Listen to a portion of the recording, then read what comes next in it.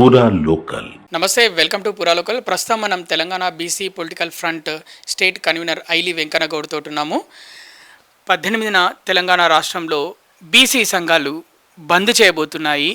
మరి మీది కూడా బీసీ సంఘమే, మరి మీరు ఆ బంద్కి మద్దతు ఇస్తున్నారా?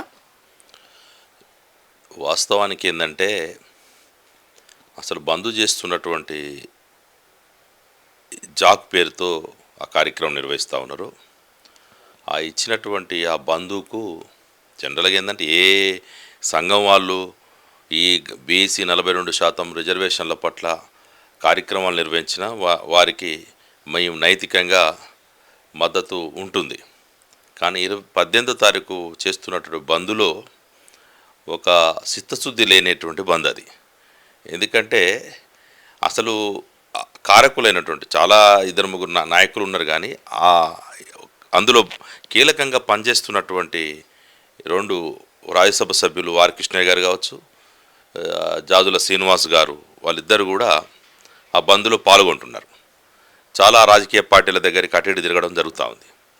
ఎందుకు మనం అంటున్నామంటే అంత పెద్ద కార్యక్రమాన్ని మీరు ఎందుకు మద్దతు ఇవ్వట్లేదు, మీరు ఎందుకు పాల్గొనట్లేదు అనేటువంటిది ఏంటంటే అసలు ఈ వాతావరణము ఈ పరిస్థితుల్లోకి రావడానికి ఈ రాజకీయ పార్టీలు ఈ స్టాండ్ తీసుకోవడానికి జీవోలు ఆర్డినెన్సులే అయితేనే సరిపోతుంది, దీనికి వేరే పెద్ద పెద్ద చట్టాలు రాజ్యాంగ సవరణలు అవసరం లేదని మొట్టమొదటిసారి చెప్పినటువంటిది వాళ్ళిద్దరు. వాళ్ళు చెప్పినట్టుగానే కాంగ్రెస్ పార్టీ ఆర్డినెన్సులు జీవోలు తీసుకొచ్చింది.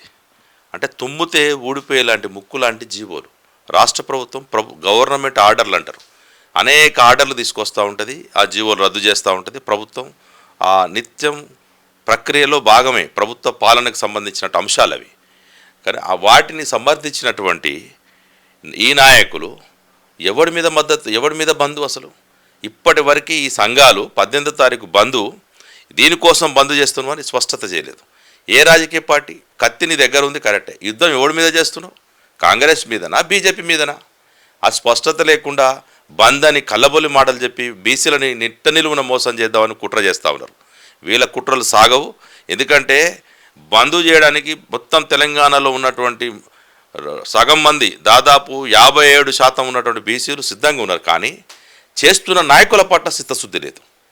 వీరే జీవోలు చాలు, ఆర్డినెన్స్ చాలు అంటారు, మళ్ళీ మొత్తం బీసీలని ఎవడు అనుస్తున్నాడు, ఎవడు చెప్తున్నారు? ఇప్పటివరకు 2 నాయకులు, అన్ని రాజకీయ నాయకులు పార్టీ దగ్గర పోతూ ఉన్నారు. నిన్న మొన్న చూస్తూ ఉన్నాం, నిన్న మన బీజేపీ దగ్గర పోయారు, ఆడ ఈ రాజకీయ నాయకులు తన్నుకోవడం జరిగింది. అక్కడ మీ బీసీ నాయకులు పోయి ఆడ ఫోటోల కాడ తన్నుకుంటా ఉన్నారు. మళ్ళా ఈరోజు బీఆర్ఎస్ అంటారు, తర్వాత నిన్న మొన్న ఉమ్మడి కమ్యూనిస్ట్ పార్టీలు అంటారు, ఏదో కోదండరాం పార్టీ అంటారు. రకరకాల రాజకీయ పార్టీల దగ్గరికి పోయి మోకరు వెళ్తూ ఉన్నారు. ఆయా రాజకీయ పార్టీలు ఎక్కడికి పోయినా మిమ్మల్ని ఏం చెప్తా ఉన్నాయి? అరే నాయన, ఒక ఆయన కాంగ్రెస్ పార్టీకి మద్దతు ఇచ్చి నిన్న మొన్నడు దానికి రేవంత్ రెడ్డి ఏమన్నాడు. ఇప్పుడు ఆల్రెడీ ఒక ఆయన రాజ్యసభ సభ్యుడు బీజేపీలో ఉన్నారు. అరే మీ ఇద్దరు కలుసుకొని ఇటు కాంగ్రెస్ పార్టీని అటు మోడీని ఒప్పిస్తే అయిపోయే సమస్యకి ఇవన్నీ వాడిని మీరు బిచ్చబడుకోవాల్సిన అవసరం లేదు కదా. బంధులు గిందులు ఎందుకోసం? కోర్టులు బలంగా వాదించలేని మూర్ఖపు తెలంగాణ రాష్ట్ర ప్రభుత్వం రేవంత్ సర్కార్ ఒక పక్క ఉంటే, గవర్నర్ దగ్గర బిల్లుంటే కనీసం సంతకం పెట్టడానికి కూడా కేంద్రం బీజేపీ ప్రభుత్వం సిద్ధపడకపోవడం అనేది దుర్మార్గమైన చర్య. మళ్ళీ ఈ దొంగలు ఊర్లు పంచుకున్నట్టుగానే మళ్ళీ మీ దొంగ అని మొత్తుకున్నట్టుగానే ఈ రాజకీయ ఈ సంఘాల నాయకులు మాట్లాడుతున్నారు. వీళ్ళ పట్ల చిత్తశుద్ధి లేదు, విశ్వాసం లేదు. కాబట్టి ఆ బంద్లో పాల్గొనడం అనేటువంటిది దుర్మార్గమైన చర్య. అసలు బంద్ పిలిపించిన వారికే వాళ్ళనే శంకించాల్సిన పరిస్థితి. కాబట్టి అలాంటి సిచ్యువేషన్ ఉంది. అందుకే మేమేం చేసినాం, మొన్న 42% బీసీ రిజర్వేషన్ల సాధన సమితి అని మేము ఒక సంస్థను ఏర్పాటు చేయడం జరిగింది. ఇది ఉమ్మడి అందరూ బీసీ సంఘాలు రిజర్వేషన్లు సాధించుకోవాలని ముందుకు చురుకైన పాత్ర పోషించేటువంటి అన్ని సంస్థలు, ఆర్గనైజేషన్స్, మేధావులు అందరూ కూడా, ఉద్యోగస్తులు, యువకులు, విద్యార్థులు, మహిళలు ఈ బీసీ రిజర్వేషన్ల సాధన సమితిలో చురుకైన పాత్ర పోషించి మేము పరంపర అన్ని కార్యక్రమాలు 23వ తారీఖు రోజు మా యుగేందర్ గౌడ్ గారు రాజ్భవన్ ముట్టడి పెట్టడం జరిగింది. 24 మేము ఇందిరా పార్కు దగ్గర మహాధరణ నిరసన కార్యక్రమాన్ని పిలిపించడం జరిగింది. 25 అన్ని యూనివర్సిటీలో పోతా ఉన్నాం. 26 మనోళ్ళు మన మేకపోతల నరేంద్ర కూడా మన బీజేపీ ఆఫీస్ ముట్టడి పెట్టడం జరిగింది. ఇట్లా ఒక్కొక్క రోజు ఒక్కొక్క కార్యక్రమాన్ని నిర్వహించుకుంటూ మేము భిన్నమైన కార్యక్రమాలు చేసుకుంటూ మొత్తం 42% బీసీ రిజర్వేషన్లు సాధించేంత వరకు కూడా ఈ ఎజెండా వదిలేది లేదు. 9th షెడ్యూల్లే దీనికి చరణ్యం. ఈ జీవోలు పనికిమాలిన ఆర్డినెన్సులని రెఫర్ చేసేటువంటి సంస్థల్ని సంఘాలని ఎంత సీనియర్ కావచ్చు ఎన్నేళ్ల సంది ఉన్నాడు ఎప్పుడు వచ్చినవని కదా బుల్లెట్ దిగిందా లేదా అనేటువంటి సామెతలో మేము ఇస్తున్నటువంటి వాదనలో చెప్తున్నటువంటి వాస్తవాల్లో ఎంత చిత్తశుద్ధి ఉందో చూడండి. వాళ్ళ ప్రవర్తనలో వాళ్ళు చేస్తున్నటువంటి కార్యక్రమాల్లో డొల్లతనం కనపడుతుంది కాబట్టి బీసీలకు అన్యాయం జరుగుతున్నట్టు మాకు ఉన్నట్టు అభిప్రాయం. బీసీ రిజర్వేషన్స్కి వ్యతిరేకులు ఎవరని మీరు భావిస్తున్నారు? ఖచ్చితంగా కాంగ్రెస్ బీజేపీ ప్రధానమైనటువంటి శత్రువులు. ఇక్కడ ఏదో కొండందొమ్మి ఎలకను పట్టినట్టుగా కొండంత రాగం తీసి లొల్లయ పాడబడినట్టుగా ఈ తుమ్ముతే ఊడిపోయే ఆర్డినెన్సులు జీవోలు తీసుకొచ్చి కోర్టులో వాదించడానికి కనీసం బీసీ ఈ అడ్వకేట్ జనరల్ని కూడా అపాయింట్మెంట్ చేయకుండా మళ్ళా రెడ్డి జాగృతి చట్టం వాళ్ళు కోర్టుకెళ్తే రెడ్లే మళ్ళీ వాదించి రెడ్లే ఆర్డినెన్స్ ఇచ్చి రెడ్లే జడ్జిమెంట్లు ఇచ్చేటువంటి పరిస్థితి ఉంది. కాబట్టి బీసీల పట్ల చిత్తశుద్ధి లేకపోవడం వల్లనే మన కోర్టులు స్టేలు ఇవ్వడం జరిగింది. మళ్ళీ వీళ్ళే కొత్త అవసరం అయితే సుప్రీంకోర్టు అంటా ఉన్నారు. ఇవన్నీ ఎందుకే మీరు 9th షెడ్యూల్ చేసుకొచ్చి అటు బీజేపీ ఉంది, బీజేపీ కళ్ళబొల్లి మాటలు చెప్పి కపట నాటకం వాడుతూ ఉంది. మళ్ళా వాళ్ళేమంటా ఉన్నారు ఏదో ముస్లిం లేకుంటా అంటారు. అసెంబ్లీలో మద్దతు మీరే ఇచ్చి 42% రిజర్వేషన్లకి అసెంబ్లీలో ఉన్నటువంటి 8 మంది ఈ బిల్లుకు మద్దతు అని చెప్పేసి ఏకగ్రీవంగా ముక్త కంఠంతో మద్దతు ఇచ్చినటువంటి బీజేపీ ఈ తెప్ప దాటంగానే మళ్ళా ఏరు దాటినాక ఓడమల్లప్ప ఒడ్డు దాటినాక బోడుమల్లప్ప అన్నట్టుగా ఈ అసెంబ్లీ దాటంగానే ఈ బిల్లుకు మేము వ్యతిరేకము ముస్లింలు ఉన్నారు కాబట్టి అని చెప్పారు. అప్పుడేం గడ్డి గీసిర్రా గడ్డి వేసిర్రా ఏం చేసిర్రు? కాబట్టి ఇక్కడ ఉన్నంత వరకు ఈ ప్రవర్తన కేంద్రానికి బిల్లు పంపిన తర్వాత ముస్లింలు అనేటువంటి సాకు చెప్తా ఉన్నారు. మీకు చిత్తశుద్ధి ఉంటే మీరు తక్షణమే గవర్నర్తో సంతకం పెట్టిపించి రాష్ట్రపతి ఆమోదింపజేసి పార్లమెంట్లో మీకు ఇన్ని రాష్ట్రాలలో ఉన్నారు కదా కాంగ్రెస్ బీజేపీ తలుచుకుంటే 5 నిమిషాల పని 9th షెడ్యూల్లో చేర్చి మాకు న్యాయమైనటువంటి 42% రిజర్వేషన్లు రావాలి. అందుకే ఈ వీటికి మద్దతు ఇస్తున్నటువంటి సంఘాలు కూడా ఈ ద్వంద్వ వైఖరి పాటిస్తూ ఉన్నాయి. చిత్తశుద్ధి లేని లాబింగు డబ్బులకు అమ్ముడు పోయేటువంటి ఈ సంస్థలు ఈ సంఘాలు ఉన్నంత కాలం బీసీలకు అన్యాయం జరుగుతుంది. కాబట్టి మేము ప్రత్యామ్నాయంగా మేము ఒక సంస్థని ఎందుకంటే జస్టిస్ ఈశ్వరయ్య గారు కావచ్చు చాలా గొప్ప నాయకులు, వారు retired judge, OBC all India commission చైర్మన్గా ఉన్నారు. తర్వాత బీసీ ఫెడరేషన్ కూడా దేశానికి అధ్యక్షులుగా ఉన్నారు. అదేవిధంగా retired IAS BC intellectual forum మన చిరంజీవులు గారు వారు ఉన్నారు. విశారదన్ మహారాజ్ గారు చూస్తాం మేము కనిషిరావు నుండి ఈరోజు వారు దళితుడైనా సరే బీసీ ఎస్టీ ఈ అన్నిటి జేఏసీకి కన్వీనర్గా ఉండి మా 42% బీసీ రిజర్వేషన్ల సాధన సమితిలో స్టీరింగ్ కమిటీలో కీలకంగా ఉన్నారు. BC political front chairman Balaraju Goud గారు కూడా ఇందులో కీలకంగా మా 4 ఆర్గనైజేషన్స్ మళ్ళీ వీటికి మద్దతు ఇస్తున్నటువంటి అన్నీ కూడా ఒక కోణంలో బీసీలకి న్యాయం జరిగేటువంటి పక్షాల్లో ఉంటే ఈ కౌరవులకి పాండవులకి మధ్య జరుగుతూ ఉంది. ఈ కౌరవ సేన 18వ తారీఖు రోజు బంద్కు పిలుపడం జరిగింది. పాండవుల సేన 42% రిజర్వేషన్లు సాధించేంత వరకు కూడా ఈ ఉద్యమం ఆపేది లేదనేటువంటి దృక్పథంతో ముందుకు పోతా ఉన్నాం. ఏ పార్టీ బీసీలకు అనుకూలంగా ఉందని మీరు అనుకుంటున్నారు? అంటే ఏ రాజకీయ పార్టీ అనుకూలంగా ఉంది అనుకుంటున్నారు? అంటే మేము అనేది ఏంటంటే గొంగల్లో బొచ్చేరలేము, గొంగళ్ లాంటిది కాబట్టి గొంగల్లో బొచ్చేరలేము, రాజకీయ పార్టీల్లో నీతి చూడలేము అన్నట్టుగా అన్ని రాజకీయ పార్టీలు ఉన్నాయి. కాకపోతే కమ్యూనిస్ట్ పార్టీలు సంపూర్ణంగా 42%, ఎందుకంటే వారు దళిత సంఘాలు కమ్యూనిస్ట్ పార్టీలు మిగతా కొన్ని, ఎందుకంటే బీఆర్ఎస్ కూడా మొన్నటిదానిక 10 ఏళ్ళు అధికారంలో ఉన్నప్పుడు వాళ్ళు ఉన్నటువంటి రిజర్వేషన్లు తగ్గించి 22-23% కుదించినటువంటిది బీఆర్ఎస్.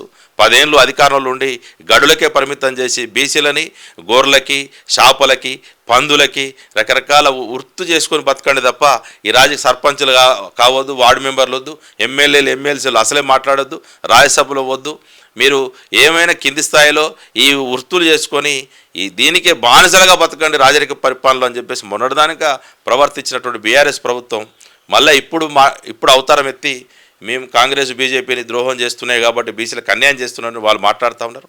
మొన్న హైకోర్టులో కనీసం ఇంప్లీడ్ కాలేదు బీఆర్ఎస్ పార్టీ, బీజేపీ ఆ దిక్కు కూడా రాలేదు.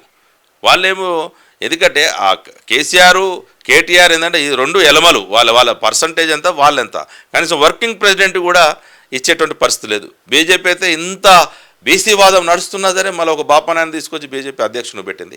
ఈ రాజకీయ పార్టీలు అన్నీ కూడా బీసీకి వ్యతిరేకంగా ఉన్నాయి కాబట్టి బీసీకి మద్దతు ఇస్తున్నటువంటి ఆ పార్టీలో ఉన్న నాయకత్వం, ఆ బీసీ నాయకత్వం అంతా కూడా సంపూర్ణంగా మనసు విప్పి ఈ 42% ఇప్పుడు కాకపోతే ఎప్పుడు రాదనేటువంటి అభిప్రాయంతో ఉన్నారు. కాబట్టి ఆయా బీజేపీలో ఉన్న బీసీలు కావచ్చు, అదేవిధంగా బీఆర్ఎస్లో ఉన్న వాళ్ళు, కాంగ్రెస్లో ఉన్న వాళ్ళు కావచ్చు, కమ్యూనిస్ట్ పార్టీలో ఉన్న వాళ్ళు కావచ్చు, ఈ దేశవ్యాప్తంగా కూడా మా వైపు న్యాయమైన డిమాండ్ కాబట్టి ఈ వైపు ఆలోచిస్తున్న వాళ్ళందరి మద్దతు కూడా తీసుకుంటాం, 42 సాధించుకుంటాం అని ప్రయత్నం.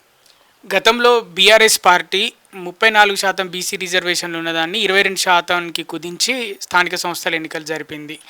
మరి ఇప్పుడేమో 42% తోటి ఈ కాంగ్రెస్ ప్రభుత్వము ఎన్నికలు నిర్వహించాలని చూస్తుంది. మరి మీరు ఏమనుకుంటారు, సాధ్యమేనా? ఎందుకంటే అందుకే కదా, ఎందుకంటే వాళ్ళు ఏంటంటే మీకు భిక్షం కాదు, మాకు భిక్షం వేస్తాము, ఏదో మేము మా రాజకీయ పార్టీల నుంచి ఇస్తామని చెప్పేసి నిన్న మొన్న వార్తలలో చూస్తూ ఉన్నాం. మేము అడుక్కుంటే వేసేది మీరు భిక్ష, మేము పోరాడితే వచ్చేది హక్కు, మా హక్కు కావాలంటా ఉన్నాం, న్యాయమైన హక్కు. మీరు ఎందుకు చేశారు? డెడికేషన్ కమిషన్ ఎందుకు వేసారు? మీరు మొత్తం ఇంటింటికి సర్వే చేసి 56.7% బీసీలు ఉన్నారని లెక్కలు ఎందుకు తీసుకొచ్చారు? మా జనాభా ఇంత జనాభా ఉంటే 42కే ఎందుకు పరిమితం చేస్తూ ఉన్నారు? అందుకే మేము అంటా ఉన్నాం, మీకు చిత్తశుద్ధి ఉంటే అన్ని రాజకీయ పార్టీలు 57.7% ఉన్నటువంటి దాదాపు 60% బీసీలకి మీరు ఇవ్వండి. సర్పంచులుగా, వార్డు మెంబర్లుగా, ఎంపీపీలుగా, ఎంపీటీసీలుగా, జడ్పీ చైర్మన్లుగా, మొత్తం కూడా ఎమ్మెల్యేలుగా, ఎమ్మెల్సీలుగా, రాజ్యసభ సభ్యులుగా మాకు ఇవ్వండి అవకాశం. అదేగా విద్యా ఉద్యోగాల్లో ఎంతోమంది నిరుద్యోగులు మనం ఉన్నాం. ఈడబ్ల్యూసీ ఓడి అడిగిండండి. ఈ బీజేపీ ఆగా మేఘాల మీద జనవరి 7వ తారీఖు రోజు బిల్లు పెట్టి 8వ తారీఖు రోజు పార్లమెంట్ ఆమోదించి 9వ తారీఖు రోజు రాజ్యసభలో పెట్టి 10వ తారీఖు రోజు రాజ్యసభ ఆమోదించి 11వ తారీఖు రోజు రాష్ట్రపతి పంపి 12 రాష్ట్రపతి సంతకం పెట్టిన తర్వాత 13 నుంచి అమలు చేయడం జరిగింది దేశవ్యాప్తంగా. 13, 14 తారీఖు రోజు ఈడబ్ల్యూసీ అగ్రకుల వాళ్ళకి రిజర్వేషన్లు 50% కటాప్ అని చెప్పి సుప్రీంకోర్టు ఒక పక్క చెప్తా ఉన్నా సరే ధిక్కరించి 60%కి పెంచినటువంటిది పార్లమెంట్ రాజ్యాంగ సవరణలో 103 రాజ్యాంగ సవరణ కాదా? మీరు చేయదలుచుకుంటే 50% అని కళ్ళబొల్లి మాటలు చెప్తే అగ్ర కులాల కోసం వారం రోజులలోనే రిజర్వేషన్లు పెడతారు. మీ పేదలు అట్టడుగునటువంటి 80 కులాలు ఇంతవరకు వార్డు మెంబర్ కూడా కాలే. మా సంచార జాతులు, ఎంబీసీ కులాలకు సంబంధించిన వాళ్ళు పాపం చాలా ఇబ్బందులు పడుతున్నారు. వాళ్ళు రాజకీయ చైతన్యం లేక సామాజికంగా, ఆర్థికంగా వెనుకబడినటువంటి ఈ కులాలని ముందుకు తీసుకుపోవాల్సిన అవసరం లేదా? అందుకే ఎంబీసీ కులాలు, సంచార జాతులు, అన్నమో రామచంద్ర అని వెనుకబడినటువంటి మా బీసీ జాతులన్నింటినీ కూడా రాజ్యాధికారం పయనించడమే మా 42% బీసీ రిజర్వేషన్ల సాధన సమితి లక్ష్యం.